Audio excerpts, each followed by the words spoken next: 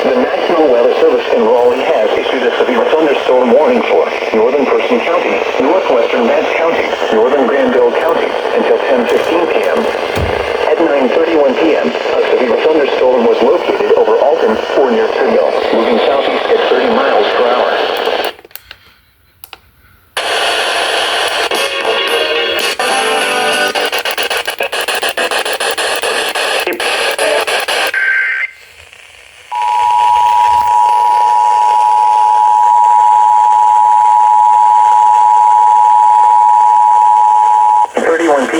A severe thunderstorm was located over Alton or near Trivial, moving southeast at 30 miles per hour. Hazard, 60 miles per hour wind gusts and quarter-size hail. Source, radar indicated.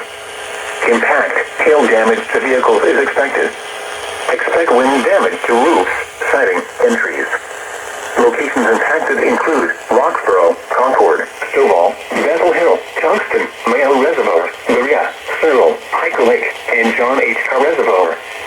For your protection, move to an interior room on the lowest floor of a building. Repeating, a severe thunderstorm warning has been issued until 10:15 p.m. for the following counties in North Carolina: Granville, Person, and Vance.